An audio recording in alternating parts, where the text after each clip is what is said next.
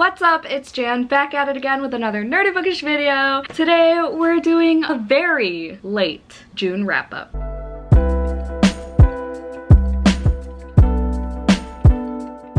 So I have my handy dandy Stitch mug. We all know what that means. If you don't know what that means, I have all the books I read in June in here, and I do all my wrap-ups as if it's the reread, rewrite, burn tag. So I pick out 3 at a time, claim whether I would reread, rewrite, or burn it. So it's like fuck, marry, kill, but bookish, you know? I just find it to be a more fun way to do wrap-ups. Started doing it this year, never looked back. I love it, so I'm gonna keep doing it this way. Hope it's all right. So at the beginning of my wrap-ups, I like to do my little recap of the month, like the monthly stats and everything. So here we go. So I read 17 books in June, which means I will do 5 rounds of reread, rewrite, burn, and then the last 2 are gonna be my wild card. Reread, rewrite, burn, whatever I want for those 2. That's what a wild card means. Thank you. I also might be a little bit intoxicated because I was a little stressed. I just needed a little help, you know? I get by with a little help from my friends.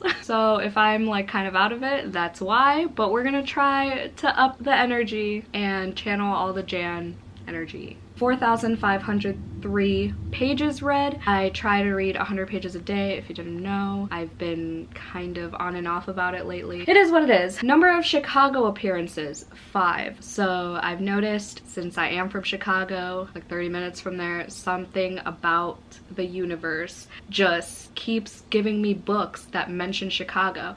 Like, it doesn't even have to be set in Chicago. It's just like, oh, I had a therapist from Chicago. My wife loves Chicago. I filmed a movie in Chicago once. Like, that type of shit, you know, like unnecessary. There are so many other cities in the world. So that's what that's about. Number of BIPOC authors that I've read was 9, and out of 17, that's actually really freaking good. Okay, the best book I read, none of us are surprised. A Dowry of Blood is my favorite book. She is up there.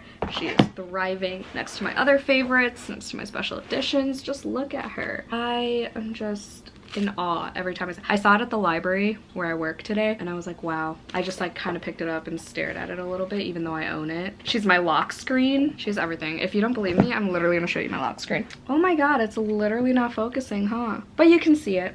She's my lock screen. She's my baby. The worst book I read in June was kind of hard to decide because I didn't have anything below a 3, but I did choose The Killer's Shadow by John Douglas, who's the author of Mindhunter. It's a true crime book. It took me a long ass time. I actually just like finished it in June, but I started it in May. I might have started even earlier than May and held it off for that long. But yeah, it was just like not as good as Mindhunter. Like, I compare every true crime book to Mindhunter. It's really bad. Because they're the same author, I think this one's a valid opinion. But I mean, it was still like intriguing, and I hate saying that it's like the worst book because it really, like, I don't have like strong negative feelings about it. It's just like the lowest book on the totem pole, I feel like. And what's really funny is that the second book that was like in the running for worst book was my book club book, which was Arsenic and Adobo. Yeah, it was just boring. I really like the Filipino rep and food descriptions and everything, but the plot itself, I don't know. Maybe I'm just not a cozy mystery type of gal. More of a thrillery type of reader, I guess. Okay, sorry,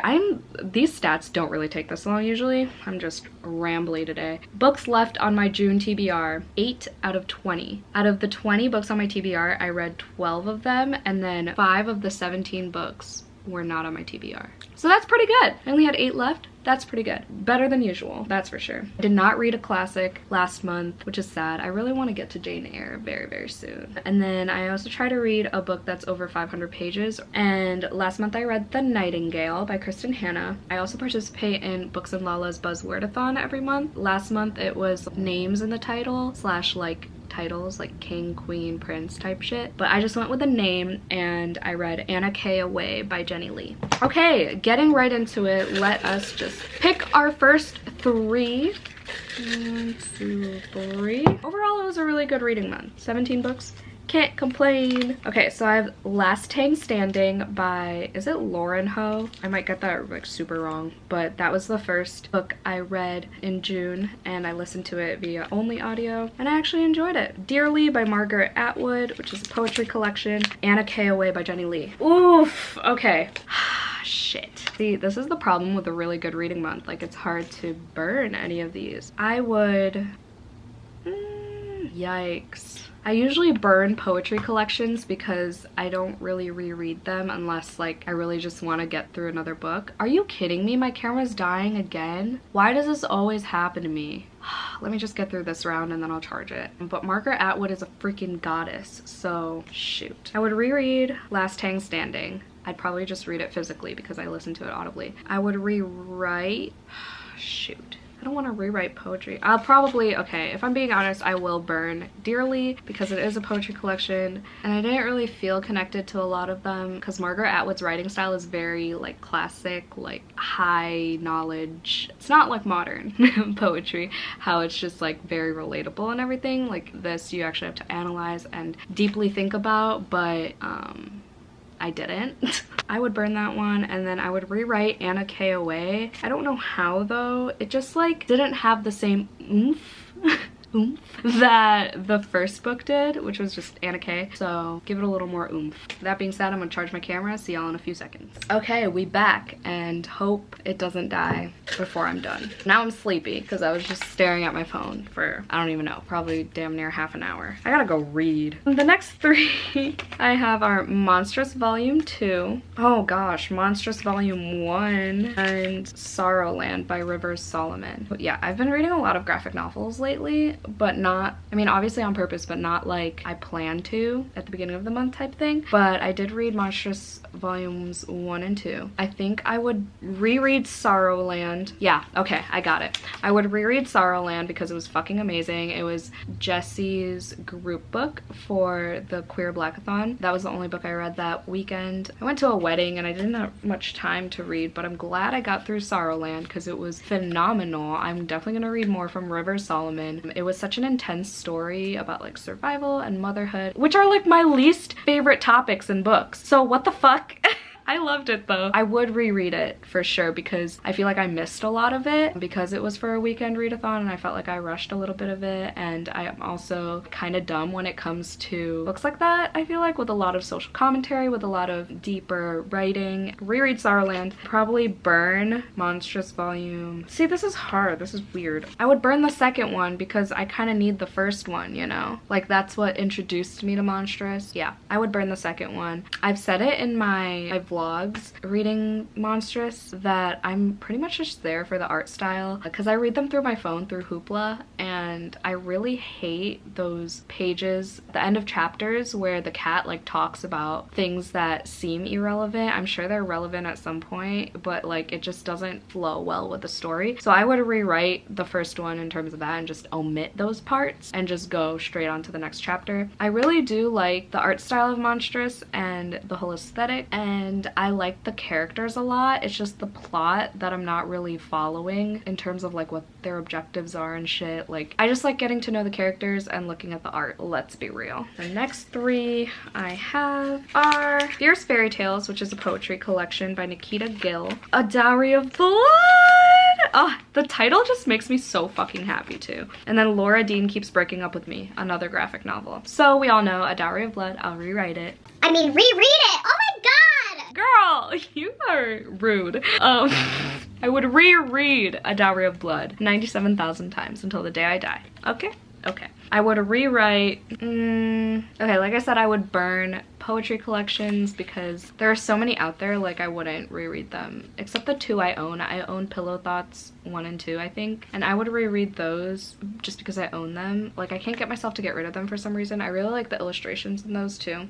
But anyway, that's not what we're talking about. Fierce Fairy Tales by Nikita Gill. I gave that one, I think, 4 stars. Wow, I wasn't saying ratings for all of these, but I think based on my like reviews, mini rants about each one, I think you could tell how I feel about them. If not, my Goodreads is always linked down below, but from now on I'm gonna try to remember to say my ratings. But Fierce Fairy Tales, I gave 4 stars. I really did enjoy it, and I love the illustrations in that too, and I like the female empowerment in that. I take pictures of my favorite poems of each poetry collection that I read, and I did have a lot of pictures from that book, but I would burn it because Nikita Gill has loads of other poetry collections that I could read and get the same types of messages from. And then Laura Dean Keeps Breaking Up With Me by Mariko Jean. Is it Mariko?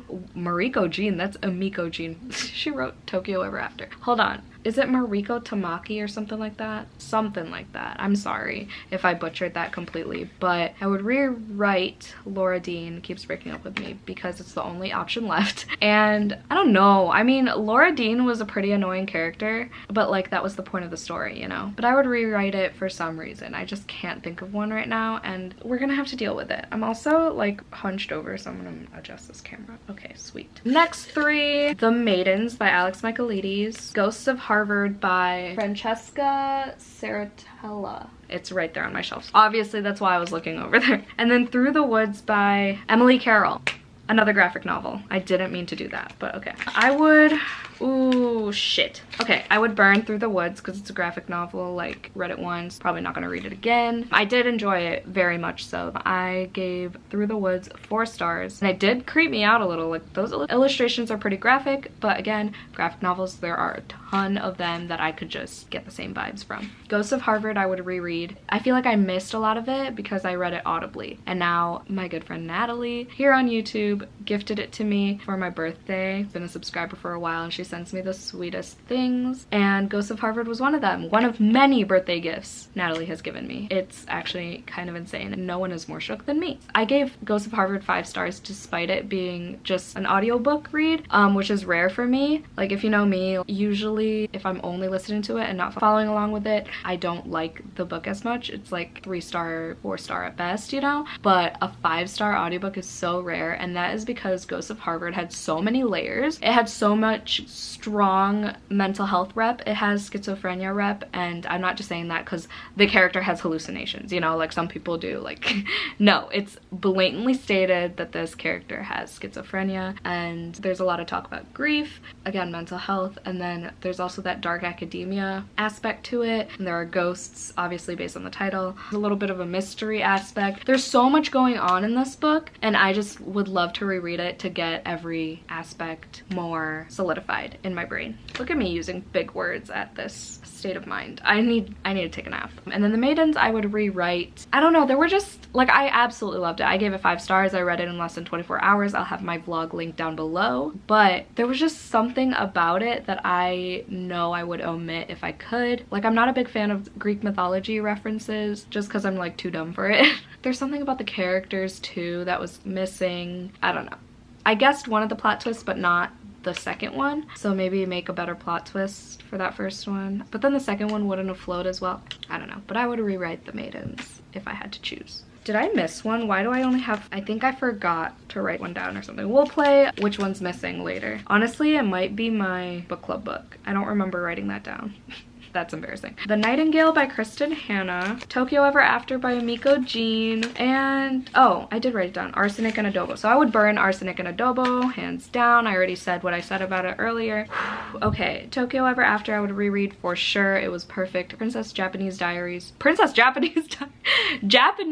Princess Diaries. The romance was perfect. It was the perfect blend of like hate to love and then like cinnamon roll bad boy, and then the Japanese culture vibes. Oof, I already want to reread it. It's so good, and the author gave me the inside scoop on when the sequel might be coming out, and I'm so excited, like so excited. I didn't even know like I needed this book until I read it. It was so cute. I cried. This book made me cry. Yeah, I read it because I saw it on Jesse's Bookstagram at one point, and then I just ordered it and I was like, wow, I'm obsessed. And it went by so quickly. Like, I love this book. I talk about it all the time. I got so many people to buy it already. Like, I love this book. I don't know what else to say. And then I would rewrite The Nightingale. Make that bitch shorter, dude. Like, it was good. I gave it 5 stars, I'm pretty sure. Yeah, I gave it 5 stars. Obviously, I gave Tokyo Ever After 5 stars as well. But The Nightingale, it was just so long, and I feel like some parts definitely could have gotten cut out more, cut down, made shorter, however you want to say it. I just think it was too long, though it was a beautiful story, and the family dynamic, the sister dynamic was all really good. The emotions were obviously there. That book made me cry too a little bit. Yeah, that's all. I would just make it shorter. Okay, the last post-it note that I have is Dancing at the Pity Party, but why did I say I read 17 books? Hold on. 1, 2, 3, 4, 13, 14, 15, 16, 17. What am I missing? Am I dumb? Oh, I didn't do The Killer Shadow because I was looking at it as my worst book and then I didn't. Okay, so the last two, the wild cards, are Dancing at the Pity Party by Tyler Feder and The Killer Shadow by John Douglas and Mark Olshaker. I would reread Dancing at the Pity Party. It's a graphic novel about a family navigating their lives after the mom dies of cancer, and it has some humor in it too to make it a little bit more lighthearted, but it was also really freaking sad, and that book made me cry too. I read it for my Liv's Library Sad Book Hours vlog. I'll have that link down below. I read this and The Nightingale, so if you want to see my reactions to that, it'll be down below. I also will link my reading AAPI authors for a week vlog with Anna KOA and Tokyo Ever After. I'll have all the June vlogs linked down below. And then The Killer Shadow, I would rewrite, I think. I would rewrite to make it more of like a variety of serial killers rather than specific cases, or one specific case, I guess. Because yeah, I really liked how Mindhunter and The Killer Across the Table, how they told stories about multiple serial killers, and I learned a little bit about each one instead of focusing on just one case. And this one focuses on a white supremacist killer. I already don't know his name, so that's how rememberable, you guys. Wow. It's brutal out here. How memorable that book is. And with that being said, I'm gonna end this video because I'm just gonna embarrass myself further, and I just don't need that in my life right now. Let me know if you read any of these books and loved them or hated them as much as I did, or however you felt about them. Let me know in the comments down below. Don't forget to thumbs up this video. What the fuck? I've never said that in my life. But I mean, if you want to. Oh, I told myself I would start doing that like leave an emoji thing if you made it to the end of the video type thing. So leave let's do a yellow heart emoji to match my stickies. Leave a yellow heart emoji in the comments down below if you made it this far. Not that it was a long video. Why am I so dramatic? Thank you so much for watching. Hope y'all had a great day. Stay safe and stay positive always, and I'll see y'all in my next one. Bye!